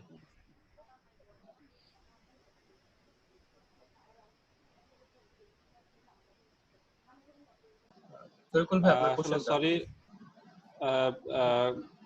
টেকনিক্যাল কারণে ডিসকানেক্ট হয়ে গেছিলাম। আমি যে প্রশ্ন উত্তরটা দিয়েছি সেটা কি সবাই শুনতে পেয়েছে? জি ভাইয়া। জাকারিয়া? হ্যাঁ ভাই শুনতে পেয়েছি। তরিকুল ভাই আপনার পরের কোশ্চেন। তরিকুল বলো। হ্যাঁ, আরেকটা প্রশ্ন হচ্ছে, যেহেতু রোটাক ইভালুয়েট হয়ে গিয়েছে, তো সেই ক্ষেত্রে কোন রোটাক ক্লাব যদি আলাদা হতে চায়, সেই ক্ষেত্রে পিএসসিসি এর প্রয়োজন হবে কিনা, সেটা কিভাবে হবে? যে আলাদা হয়ে গিয়েছে কিন্তু ওইখানে পিএসসিসি অ্যাডভাইজার থাকছে, ওইখানে কি পিএসসিসি থাকবে কিনা? আচ্ছা, এটা তো একটু আগে আমি আনসার দেওয়ার চেষ্টা করেছিলাম। সেটি হচ্ছে যে যখন যেমন Rotary Club of Dhaka commerce কলেজে কিন্তু একটি স্পন্সরি ক্লাব আছে, ঠিক আছে? সেক্ষেত্রে এই স্পন্সরটি তোমরা চাইলে রাখতে পারো, আবার চাইলে সেটি নাও রাখতে পারো। বাট না রাখার ক্ষেত্রে সেক্ষেত্রে হচ্ছে যে তোমার স্পন্সরিং যে রোটারি ক্লাব আছে তাদের সাথে আলাপ আলোচনা করতে হবে যে আমরা নিজেরাই স্বাধীন, আমরা মনে করছি যে আমরা নিজেরাই ক্যাপাবল বা আমরা নিজেরাই পারবো। তাহলে মিউচুয়াল ডিসকাশনের মাধ্যমে তোমরা চাইলে স্পন্সরশিপটি তাদেরকে বলে তারা উইথড্র করে নিতে পারবে। এটি একটি বিষয়। তখন কিন্তু আর তোমার পিএসসিসি থাকার দরকার হচ্ছে না। বাট রোটারি বলেছে যে স্পন্সরশিপটি রাখার ক্ষেত্রে রোটারি ইন্টারন্যাশনাল কিন্তু ইনকারেজ করেছে, ডিসকারেজ করে নাই। কারণ হচ্ছে যে যখন একটা আমাদের স্পন্সরিং রোটারি ক্লাব থাকে তাহলে কিন্তু আমরা অনেক বেশি পরিমাণ বেনিফিটেড হতে পারি। যেমন আমার ক্লাবের কথাই বলি, আমার ক্লাব যদি কোনো বড় কোনো প্রোগ্রাম করে, একটা ইনস্টলেশন সেরিমনি করে, সেখানে কিন্তু আমার রোটারি ক্লাব থেকে একটা বাজেট থাকে। যেমন আমাদের ডিস্ট্রিক্ট প্রোগ্রাম করেছি, আমাদের রোটারি ক্লাব থেকে 50,000 টাকার একটি বাজেট আমাদেরকে দিয়েছে। বা বিভিন্ন যখন যে কোনো প্রজেক্ট প্রোগ্রাম করতে গেলে তারা কিন্তু ফিনান্সিয়াল ওই সাপোর্টটি আমাদের দিয়ে থাকে। আর আরেকটি বিষয় হচ্ছে যে যদি কোনো ক্লাব এরকম মনে করে যে তারা এরকম কোনো সাপোর্ট পাচ্ছে না, তাহলে তারা আসলে স্পন্সরশিপ রেখে লাভ কি, সেটা আসলে রানিং যে স্পন্সরশিপ গুলো আছে সেটা হচ্ছে এরকম মিউচুয়াল ডিসকাশন করে নিতে পারবে। আর যদি স্পন্সরশিপ না থাকে সেক্ষেত্রে তো আসলে পিএসসিসি কোনো দরকার নেই, সেক্ষেত্রে অথবা ক্লাব অ্যাডভাইজারি আনা। আরেকটা বিষয় হচ্ছে যে তাহলে রোটারি ক্লাব রোটারি ইন্টারন্যাশনাল কেন বললো যে আসলে স্পন্সরশিপের বিষয়টা অপশনাল? এটা এজন্য বলেছে কারণ পৃথিবীর অথবা আমাদের দেশের পার্সপেক্টিভ হয়তো আমরা এরকম চিন্তা করতে পারছি না, বাট পৃথিবীর অনেক দেশ আছে যেখানে রোটারিয়ানরা রোটারি ক্লাব খোলার ক্ষেত্রে আগ্রহী না বা ইন্টারেস্টেড ফিল করে না। সেক্ষেত্রে ওই এলাকার অনেক ইয়ুথরা চাচ্ছে রোটারি করার জন্য, কিন্তু তারা কোনো স্পন্সর খুঁজে পাচ্ছে না, দ্যাট মিনস রোটারি ক্লাব কোনো হেল্প করছে না। সো রোটারি ইন্টারন্যাশনাল বললো যে তাহলে আসলে আমরা জিনিসটা ওপেন করে দিই, তারা যদি নিজেরাই ইনকারেজ থাকে বা তারা উৎসাহ অনুভব করে তাহলে তারা নিজেরাই এটা আসলে অর্গানাইজ করতে পারে, রোটারি ক্লাবের দরকার নাই। সো অথবা আমরা সবকিছু বাংলাদেশের পার্সপেক্টিভে চিন্তা করলে চলবে না, এটা সারা পৃথিবীর পার্সপেক্টিভে রোটারি ইন্টারন্যাশনাল এই সিদ্ধান্তটি নিয়েছে যে with or without sponsorship rotary club can be run. But তারা আবার এনকারেজও করেছে যদি পাওয়া যায় স্পন্সরশিপ রাখা ভালো, সেক্ষেত্রে তারা রোটারি ক্লাব বিভিন্ন প্রজেক্ট প্রোগ্রামে অনেক বেশি বেনিফিটেড হতে পারবে। জি ভাই, আমরা তাহলে পরবর্তী টপিকে চলে যাব। আচ্ছা, থ্যাংক ইউ। পরবর্তী যে বিষয়টি সেটা হচ্ছে আমাদের ইন্টারন্যাশনাল সার্ভিসের রেভিনিউতে আমরা কি কি করতে পারি এই বিষয়গুলো। তো আসলে এটাতে এখন আমি কি বলবো, এখন যারা রোড ডিরেক্টর আছে তারা অনেক বেশি স্মার্ট, এবং এই প্যান্ডামিক সিচুয়েশনে তারা এত বেশি ইন্টারন্যাশনাল সার্ভিস প্রজেক্ট করেছে যেটা আসলে আমাদের সময় আমরা চিন্তা করতে পারিনি অথবা সেই সুযোগটি তখন ছিল না। তো আমার কাছে কিছু কিছু জিনিসগুলো খুব ইম্পর্টেন্ট মনে হয় ইন্টারন্যাশনাল সার্ভিসের ক্ষেত্রে, যেটা আমি সবসময় অ্যাসেম্বলিতে গেলে বলি। প্রথম যেটা সেটা হচ্ছে যে যেহেতু আমার রোটারি ক্লাবে কয়েকজন অ্যাম্বাসেডর আছেন, পাস্ট অ্যাম্বাসেডর বাংলাদেশের বিভিন্ন রাষ্ট্রদূত, বিভিন্ন দেশের রাষ্ট্রদূতের দায়িত্ব পালন করেছেন, তাদের মাধ্যমে আমি জেনেছি বা তাদের কাছ থেকে আসলে উৎসাহ পেয়েছি, সেটা হচ্ছে যে বাংলাদেশের যে বিভিন্ন অ্যাম্বাসি গুলো আছে এই অ্যাম্বাসি গুলোর ইমেল কিন্তু অনলাইনে পাওয়া যায়। সো আপনারা যেটা করতে পারেন সেটি হচ্ছে যে ওই দেশগুলোর সাপোজ জাপানের এম্বাসিতে আপনারা জাপানের যে জাতীয় দিবসটি আছে সেই জাতীয় দিবসে তাদেরকে একটা শুভেচ্ছা জানিয়ে আপনাদের ক্লাবের পেজ থেকে তাদেরকে একটা ইমেইলে একটা শুভেচ্ছা বানিয়ে পাঠাতে পারেন। ম্যাক্সিমাম ক্ষেত্রেই এটা এম্বাসি গুলো থেকে আবার একটা ফিরতি মেইল বা একটা ধন্যবাদ থ্যাঙ্কিং লেটার তারা দিয়ে থাকে, যেটা আসলে আপনার ক্লাবের জন্য অনেক বড় একটা অ্যাচিভমেন্ট বা অ্যাসেট আমার কাছে মনে হয় যে আপনার এম্বাসির সাথে যোগাযোগ করছেন। 2 নম্বর, এবং এটা আপনার পরবর্তীতে হয়তোবা দেশের বাইরে যাওয়ার ক্ষেত্রে বা বিভিন্ন পারপাস, ভিসা টিসা বিভিন্ন পারপাস, এটা হয়তোবা কোন সময় কোনটা বেনিফিট দিয়ে বয়ে আনে আসলে বলা যায় না, যে কোনো বিষয়ে কাজ করলে এটা আসলে বেনিফিটেড হওয়া যায়। 2 নম্বর যে বিষয়টা সেটা হচ্ছে যে আমরা inter district meeting, multi district meeting করতে পারি। এখন যেহেতু অনলাইনে মিটিং গুলো হচ্ছে, যেটা অনেক বেশি পরিমাণ আমাদের সুযোগ তৈরি করে দিয়েছে। সাপোজ আপনি বাইরের যে কোনো দেশের সাথে আপনি জয়েন্টলি মিটিং করতে পারেন, জয়েন্টলি কোনো প্রজেক্ট প্রোগ্রামে অ্যাটেন্ড করতে পারেন, এই বিষয়গুলো করা যায়। তারপর হচ্ছে আর ইন্টারন্যাশনাল যে ইভেন্ট গুলো আছে, রোটারেক্ট এশিয়া, দ্যাট মিনস এশিয়ার সবগুলোর রোটারেক্ট ডিস্ট্রিক্ট বা রোটারেক্টদেরকে নিয়ে একটি মিলন মেলা হয়, যেটি বাংলাদেশে একবার হয়েছিল। ম্যাক্সিমাম ক্ষেত্রে হয়তো বা ইন্ডিয়াতে হয়, কারণ তাদের রোটারেক্টরা বেশি বিডিং করে যে দেশ পায় সেই দেশেই হয় আসলে। আমাদের ইচ্ছা আছে আমার ইয়ারে আমরা বিট করব, যদি সম্ভব হয় বাংলাদেশে এই প্রোগ্রামটি আনার ইচ্ছা আছে আমাদের। আমরা অলরেডি কথা বলেছি 2 ডিস্ট্রিক্টের নেতাদের সাথে। তো এই রোটাশিয়াতে আপনারা অংশগ্রহণ করতে পারেন, যেটি এবছর দিল্লিতে অনুষ্ঠিত হলো। তারপর হচ্ছে আরআই কনভেনশনে রোটারেক্টদের জন্য একটি প্রি কনভেনশন থাকে। দ্যাট মিনস রোটারি কনভেনশনে যেমন এবছর ইউএসএ হনলুলুতে হওয়ার কথা ছিল, যেটি প্যান্ডেমিক সিচুয়েশনে করার কারণে যেটি ফিজিক্যালি হচ্ছে না, ভার্চুয়ালি হচ্ছে, এবং এটার নাম হচ্ছে পোস্ট কনভেনশন। যেহেতু পোস্ট কনভেনশন মানে আরআই কনভেনশন হচ্ছে 20 থেকে 26 তারিখ এই মাসের, আর পোস্ট কনভেনশন হচ্ছে 27 থেকে 28 তারিখ। সো আসলে আরআই কনভেনশনে বা পোস্ট কনভেনশনে জয়েন করা সবার পক্ষে সম্ভব হয় না, কারণ অনেক খরচের বিষয় থাকে, কিন্তু ভার্চুয়ালি যেহেতু হচ্ছে আর ইটস টোটালি ফ্রি। আমি গত 2 দিন আগে সম্ভবত লিঙ্ক গুলো দিয়েছিলাম আমার ফেসবুকে, আপনারা হয়তোবা চাইলে আমি আবার দিতে পারি। সো এখানে হচ্ছে যে আপনার রেজিস্ট্রেশনটি করে এই আরআই পোস্ট কনভেনশনে অ্যাটেন্ড করতে পারেন। তারপর হচ্ছে প্রতি বছর এবছর যদিও হয় নাই, আমি রিয়ার সাথে কথা বলেছিলাম হচ্ছে না, সেটা হচ্ছে আমাদের IDYP international district youth exchange program. এটি আসলে খুব একটা লোভনীয় একটা প্রজেক্ট বা প্রোগ্রাম। এটি হচ্ছে যে আমাদের ডিস্ট্রিক্ট থেকে হয়তো আমরা একটা টিমকে অন্য ডিস্ট্রিক্টে পাঠাই, ম্যাক্সিমাম ক্ষেত্রে ইন্ডিয়া বা নেপালে হয়, যেহেতু এখানে ট্রাভেল কস্টটা কম, আমাদের জন্য সুবিধা হয়। হয়তো বা 10 জন 12 জন একটা টিমকে আমরা পাঠাই, তারা ওখানে 5 দিন বা 7 দিনের টোটাল তারা ওখানে তাদের থাকা খাওয়া, that means travel cost everything তারা ওখানে বেয়ার করে। ফিডব্যাকে আমরাও, তারা আবার আমাদের দেশে একটা টিমকে পাঠায়, আমরা তাদেরকে হোস্ট করে থাকি।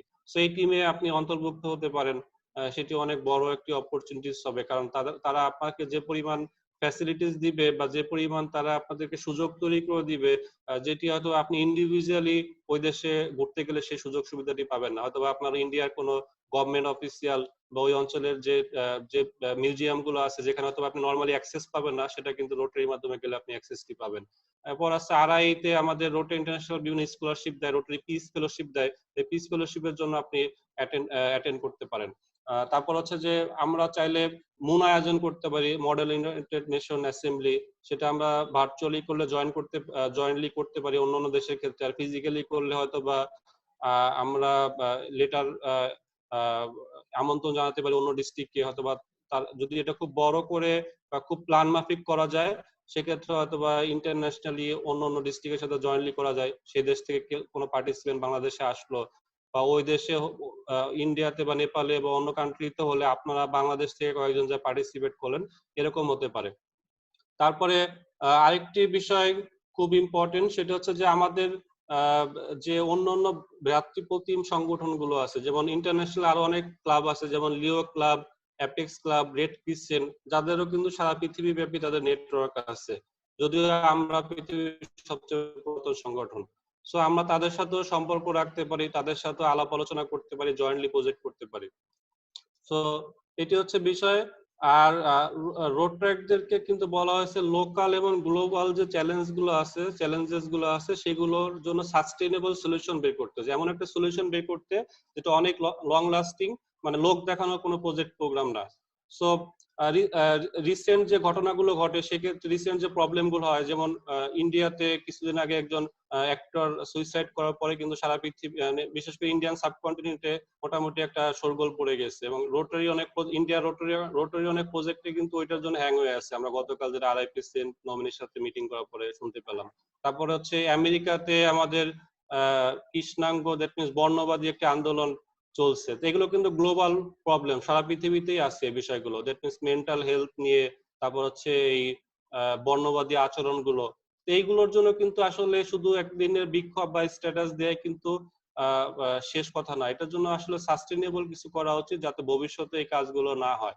তো সেক্ষেত্রে হয়তো আপনারা এরকম কোনো ইনোভেটিভ প্রজেক্ট প্রোগ্রাম আইডিয়া বের করতে পারেন, আপনারা এটার রুটে যেতে পারেন, আসলে ঘটনার সূত্রপাত কোথা থেকে বা কেন, কি কারণে হচ্ছে, বা এটা হিস্ট্রিটা কি, এটার সলিউশনটা কি, এই বিষয়গুলো নিয়ে আপনারা জয়েন্টলি ইন্টারন্যাশনালি বিভিন্ন দেশের ক্লাবগুলোর সাথে, কারণ আমরা আমাদের দেশের পার্সপেক্টিভ একরকম চিন্তা করছি, যেটা হয়তো বা পৃথিবীর অন্যান্য অঞ্চলের মানুষগুলো তারা কি ভাবছে বা তারা কি চিন্তা করছে, তাদের দেশে প্রবলেম গুলো কোন ভাবে আসছে, এই বিষয়গুলো যদি আপনারা মিউচুয়ালি আলাপ আলোচনা করে বা কোনো সেমিনার সিম্পোজিয়াম অনলাইন হতে পারে, ফিজিক্যালি হতে পারে, এভাবে আয়োজন করেন এবং আলোচনা করেন, সেক্ষেত্রে হয়তো একটা বেটার সলিউশন চলে আসতে পারে।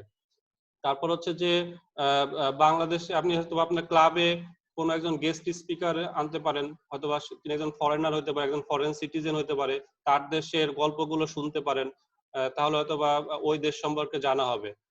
আরেকটি খুব ইম্পর্টেন্ট মনে হয় আমার কাছে, সেটা হচ্ছে যে হয়তোবা আগেকার দিনে আমরা বাংলা সেকেন্ড পেপার হয়তো পড়ছি, সেটা হচ্ছে যে পেন ফ্রেন্ড বা কলম বন্ধু, তাই না?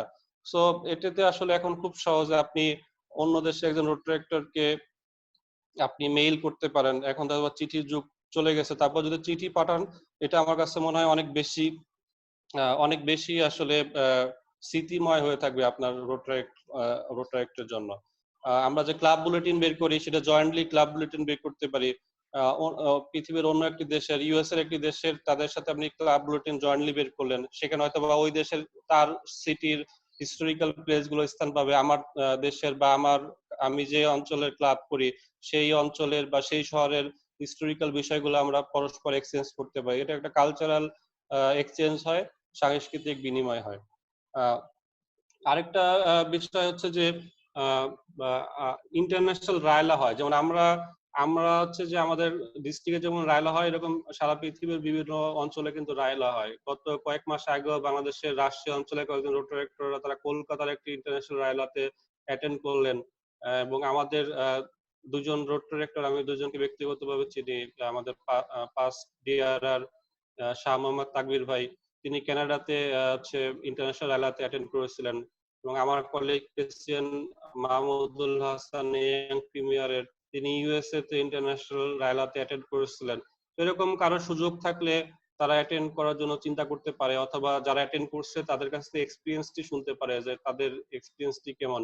যে আমার রোটারেক্টের জীবনে প্রথম দিকে আমার তাকবীর ভাইয়ের কাছ থেকে আসলে তার ইন্টারন্যাশনাল রায়লার এক্সপিরিয়েন্সটি শোনার সৌভাগ্য হয়েছিল। প্রায় 1 ঘন্টা তিনি একটি স্পিচ দিয়েছিলেন, এবং তার ওই স্পিচ থেকে আমি অনেক বেশি মোটিভেটেড হয়েছিলাম রোটারেক্টে কন্টিনিউ করার জন্য বা আরো অ্যাক্টিভলি থাকার জন্য। সো আপনার ক্লাবে এরকম আপনি স্পিকারদেরকে আনতে পারেন যারা ইন্টারন্যাশনালি অনেক বেশি মুভ করে, বিভিন্ন দেশে ভিজিট করে রোটারেক্টের পারপাসে। বাংলাদেশে একজন রোটারেক্টর আছে জিয়াউদ্দিন হায়দার শাকিল, 328 ট্যুর, তিনি অলমোস্ট ইউরোপে ম্যাক্সিমাম কান্ট্রিতে, ইন্ডিয়াতে, বিভিন্ন দেশে, মালদ্বীপে, অনেক দেশে তিনি ভিজিট করেছেন রোটারেক্ট পারপাসে। তিনি কি ফ্যাসিলিটিস গুলো পেয়েছেন বা কিভাবে যোগাযোগ করেছেন, আপনি তার সাথে শুনতে পারেন বা তার সাথে আলাপ করতে পারেন। দ্যাট মিনস হচ্ছে যারা এই ইন্টারন্যাশনালি তারা অনেক বেশি ইনভলভ, অনেক বেশি তারা সুযোগ সৃষ্টি করেছে, তাদের সাথে আলাপ করতে পারেন এবং নিজেও সেই সুযোগগুলো নিজের মতো করে তৈরি করতে পারেন। তাহলে আমার কাছে মনে হয়, যেহেতু আমরা একটা ইন্টারন্যাশনাল অর্গানাইজেশন, আমরা যত ইন্টারন্যাশনালি নিজেরা মুভমেন্ট বাড়াবো, তত নিজেরা উপকৃত হবো, বাংলাদেশের রোটারেক্ট অঙ্গন আরো বেশি শক্তিশালী হবে। তবে এর ক্ষেত্রে সবচেয়ে বড় যে ব্যারিয়ারটি আমার কাছে মনে হয় সেটা হচ্ছে কমিউনিকেশন স্কিলস। আমার অনেক সময় যোগাযোগ করতে ভয় লাগে যে আল্লাহ, আমি যে ইংলিশ বলি, বাংলা ইংলিশ বলি, ও তো অনেক ভালো বলে, ওর সাথে আমি যোগাযোগ করবো লজ্জায় না। এই সংকোচটি আসলে দূর করে ফেলতে হবে, কারণ আপনি যখন বলবেন, তার সাথে কথা বলবেন, কমিউনিকেট করবেন, আপনার স্কিলসটি আরো বাড়বে। আজকে যে অবস্থায় আছে, 1 বছর পরে কিন্তু সেই প্রবলেম থাকবে না। সো একবার যোগাযোগ করেই দেখুন, দেখবেন যে আপনার এই নার্ভাসনেস বা আপনার যে জড়তা সেটি অনেক কাটিয়ে উঠবে এবং আপনার স্কিলস অনেক বাড়বে। সো ইন্টারন্যাশনালি যত বেশি মুভ করবেন, আমার কাছে মনে হয় আপনার কমিউনিকেশন স্কিলস বাড়বে, এবং যেটি আপনার ক্যারিয়ারে বা বিজনেসে বা অন্যান্য জায়গায় অনেক বেশি হেল্প করবে। কারণ আপনি সাপোজ একটা মাল্টিনেশনাল কোম্পানিতে জব করলেন, বা অথবা গভর্নমেন্ট জবই করেন, অথবা বিজনেস করেন, আপনাকে কিন্তু ফরেনারদের সাথে যোগাযোগ করতে হতে পারে, তাদের সাথে বিজনেস মিটিং এ অ্যাটেন্ড করতে হতে পারে। সো রোটারেক্ট থেকে যদি এই কালচারটি আপনার যদি আপনি প্র্যাকটিস করে যান, তাহলে আমার কাছে মনে হয় প্রফেশনে, ক্যারিয়ারে অনেক বেশি সাকসেসফুল হতে পারবেন। ধন্যবাদ ভাইয়া। আপনার জাকারিয়া, অনেক বেশি বলে ফেললাম মনে হয়, হয়তোবা সবাই বোরিং ফিল করতেছে যে ভাই শুধু বক বক করতেছে। আসলে না ভাইয়া, অনেক ইনফরমেটিভ ছিল সেশনটা ভাইয়া। আমি নিজে অনেক কিছু শিখছি। যদি হচ্ছে প্রথম দিকে মিলাচ্ছিলাম যে আমি গত 1 বছরে কি কি করছি আর ভাইয়া কি কি নতুন বলতেছিল, আমিও মানে ম্যাক্সিমাম জিনিসগুলোই নতুন পাচ্ছি, যেগুলো হচ্ছে বছরের শুরুতে পাইলে হয়তো আরো কিছু করতে পারতাম। থ্যাংক ইউ ভাই আপনাকে এত সুন্দর একটা সেশন নেওয়ার জন্য। আমি আর 1টা থেকে 2টা কোশ্চেন নেবো, যদি কারো কোশ্চেন থাকে।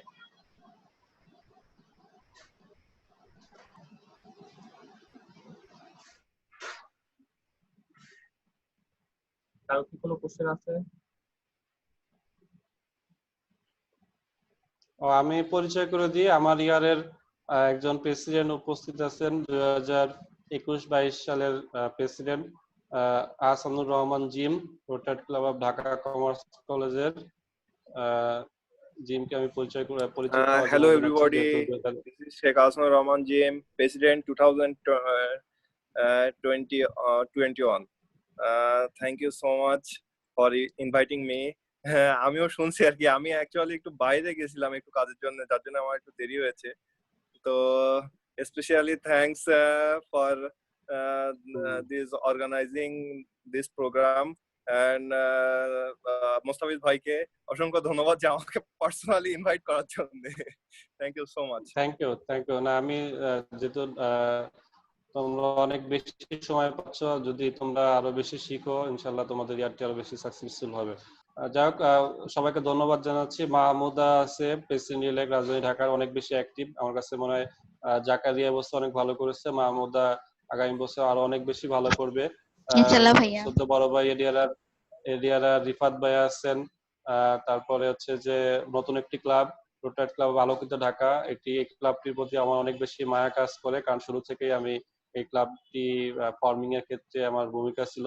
রোটারি ক্লাব তাহসিন নিমো আছেন, আশা করি তিনি অনেক ভালো করবেন, অনেক অ্যাক্টিভ।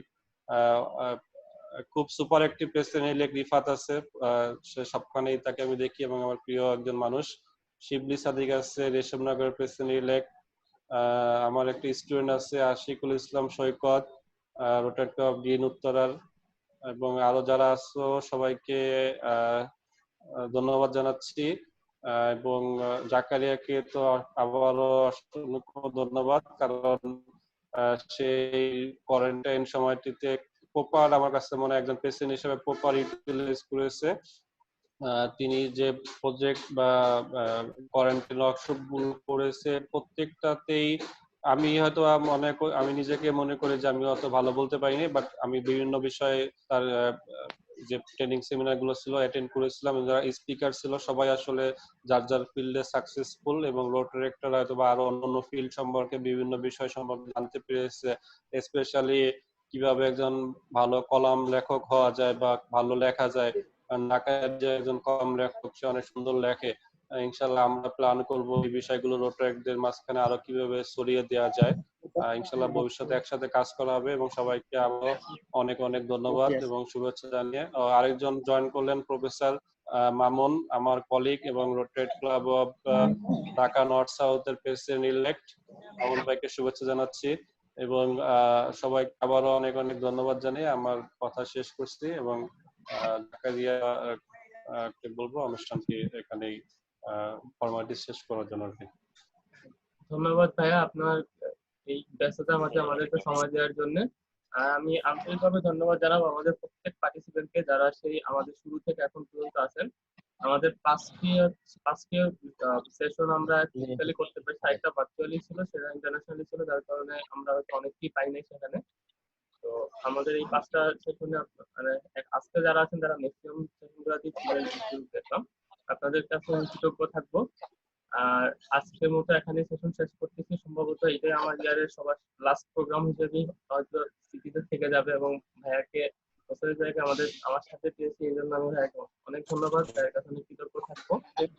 আমি এখানেই হচ্ছে ফর্মাল সেশন শেষ করতেছি। সকলকে অসংখ্য ধন্যবাদ। আসসালামু আলাইকুম। Thank you. আল্লাহ হাফেজ সবাইকে। আল্লাহ হাফেজ। আসসালামু আলাইকুম জাকারিয়া ভাই।